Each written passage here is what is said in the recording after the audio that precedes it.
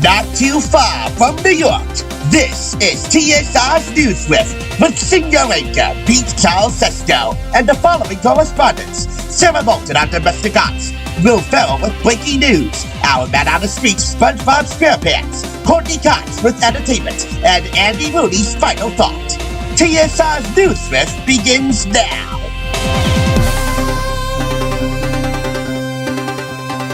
Welcome! You're watching the Thrift Store Rundown, where we bring Hollywood home on a budget. It's been said 100 times, 101 quoting Judy Woodruff from the PBS NewsHour, journalism matters in a democracy. I would add that it also matters for a better humanity, since at its core, journalism is about hard facts and straight talk. But there's a flip side to journalism: human interest stories, everyday people doing extraordinary things. Some of them miraculous, some of them hilarious. And then there's the requisite and always appreciated celebrity gossip and sports stats to keep things lively. This entire week of reviews is devoted to the flip side of journalism and how we can make it more fun than ever before. So welcome to TSR's News Riff, riffing on the news our way. Food journalism certainly matters more than ever before, the seeds having been planted by many food TV predecessors, such as the original TV Food Network, of which Sara Moulton is an alumni. Many public television cooking shows from Jacques Pepin and Julia Child and others, and even cooking segments on morning news programs, specifically Good Morning America, which in 1999 held a Cut the Calories cooking competition for its viewers, which was the culmination of their healthy living campaign in '99, ushering in the new millennium on a healthful note. Out of that came this cookbook, which I purchased for $2 from Ditto Thrift Store in North Haledon. It's Good Morning America's Cut the Calories Cookbook, 120 delicious low-fat, low-calorie recipes from our viewers. Co-edited by Sara Moulton and Jean Anderson, with a foreword by Emeril Lagasse. Emeril, GMA's food correspondent, and Sara, GMA's food editor, providing additional recipes for this cookbook, which retails at $24.95 in the US and $34.95 in Canada. Over 1,000 viewers submitted their recipes. Each and every one of them had to meet the following criteria.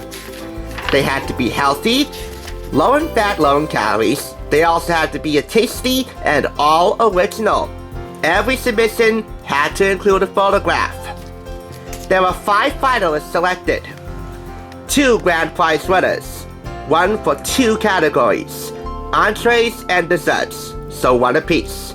Those grand prize winners would be flown to New York to spend a couple of days in the Big Apple, see a Broadway show, have dinner at a fancy restaurant, have limo service, and have an opportunity to prepare their grand prize winning recipes alongside GMA anchors Charles Gibson and Diane Sawyer. The foreword introduction goes into more detail on the criteria for each recipe and how all the recipes were perfected and tested and prepared for this cookbook and the final cooking segments on GMA. My mission is to highlight those 2 grand prize winning recipes and a couple from Emeril and Sara and a few more. So we begin with Emeril's potato-crusted fish with a French green bean relish, which will make 4 servings. All recipes dutifully coming with nutritional stats here in these squares. Granted, these stats may vary based upon what brands of low-fat, low-calorie ingredients you encounter at your grocery store. Keep in mind, some of them might not be available, given that this was published in 2000 and is 25 years old. But still, better safe than sorry. If you gotta make adjustments, you ought to do so carefully, because this book gives you little to no wiggle room to make any adjustments, unless specified. Anyway, we're in the poultry section, and this is where one of 2 grand prize winners can be found. This is oven-fried chicken with andouille sausage, a photo of which can be found in the full-color photo inset, which we'll show you a little bit later. This is from Sandy Green in Wayne, Pennsylvania, who is a QVC representative. Just imagine how big the talk of that town she was when she was announced as one of 2 grand prize winners. This will make 4 servings, and these are the nutritional stats. 289 calories, 7 grams of fat, 2 grams saturated fat, 151 milligrams of cholesterol, and 556 milligrams of sodium. Today, they might not be all that low and all that, sound in terms of health, but oven-fried chicken with andouille sausage, there's not one thing about it that doesn't sound scintillating for the taste buds. Now I can understand why it's a grand prize winner. From Sara Moulton, co-judge of the Cut the Calories competition, we have here ginger poached filet of beef with vegetables and horseradish sauce, which will make 6 servings. Oh yeah, her time at Gourmet Magazine as executive editor certainly came into play with this one. From Erin Coopy of Mountain View, California, yes, the place where Google was born, we have penne pasta with eggplant, tomatoes, and olives, which will make 4 servings. Really? Just screams summer, because you'll need the freshest summer produce to pull this off. Eggplant and tomatoes being at their ripest in the summer months. So for this to really shine, you really gotta get it when the sun shines the most. Just imagine how much the talk of the town Erin Coopy was, especially around Google. More than that, and she didn't really work at Google, by the way. But how many Google searches were there for Erin Coopy once one of her recipes was featured in this cookbook when it was published? Thus bringing us to the full color photo insert here. And these are the 2 grand prize winners alongside the GMA foursome here. Grand prize winner Jan Curry and grand prize winner Sandy Green, alongside Sara Moulton and anchors Charles Gibson, Diane Sawyer, Antonio Mora, and Tony Perkins. These are photos of the 2 grand prize winners. In the entree category, Sandy Green's oven-fried chicken with andouille sausage, and Jan Curry's caramel cheesecake with praline sauce. This was the grand prize winner in the desserts category. There were several finalists whose photos can be found in this photo inset.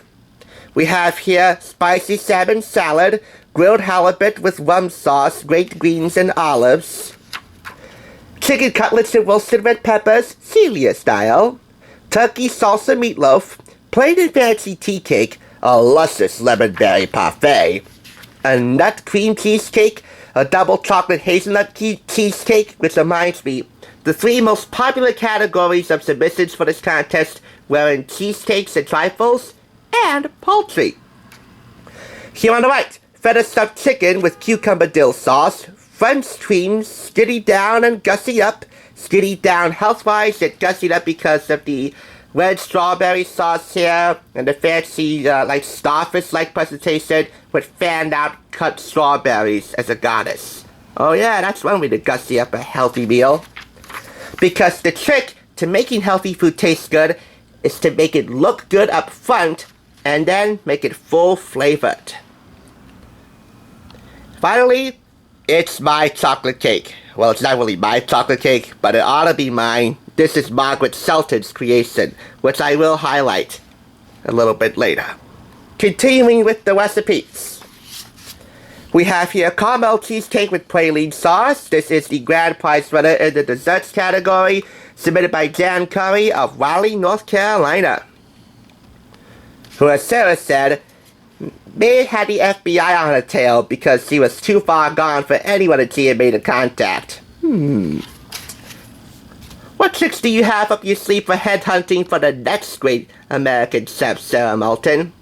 Then again, we don't really need those reality competition shows, do we? I'll stick with my Hell's Kitchen and Top Chef. Thank you. Okay. Joanne M. Friedman of Newton, New Jersey, I gotta highlight someone from my state, the Garden State, submits this Italian ricotta pie, which will make 10 servings of a 9-inch pie. We also have Margaret Selton's chocolate cake. You just saw the photo in the photo inset. I had to highlight the recipe because I think, judging by looks alone, it should have won the grand prize. But hey, I wasn't the judge, and I was just really a baby when this competition took place in the spring of 1999. Final recipe to highlight here, sweet nachos with fresh raspberry salsa. Really, it's nachos with a goddess of fresh fruit. Raspberries, and mangoes, and kiwi fruit. Sweet nachos. Why isn't that so much of a fad nowadays? Maybe some fads deserve to be resurrected. In any event, you really get a wide range of recipes from viewers across the country, many of them self-taught as chefs, others such as amateur home cooks, having learned their tricks of the trade from family and friends. The stories that accompany these recipes, some of them may not be that special, but some others are. Some others are hilarious in terms of their places of origin, but really, they're quite varied, quite scrumptious sounding in their own right, and if you can locate some of the ingredients called for in these recipes a quarter of a century later, quite serviceable for you and your taste buds, and of course your diet. So, give it all the above. I'm gonna get this 4.5 out of 5 claps. If there are any naysayers out there who still think that healthy food can't be delicious, this book ought to cut through the crap. As we say, with our stomachs as full as our minds and our hearts, good morning, America. I'm gonna eat you up. That's our report on GMA's Cut the Calories Cookbook. Here's what's on tap for Tuesday. There's enough material and enough time to turn anyone from a Mike Wallace into an Oprah Winfrey, which is so not the easiest thing to do in the world of journalism. Thanks for tuning in. Just so you know, there's no limit to bringing Hollywood home on a budget. Please go ahead and check out another awesome review like this one by clicking here, and make sure you subscribe by clicking here. Until next time, I'll catch you, as I always do, on the flip side.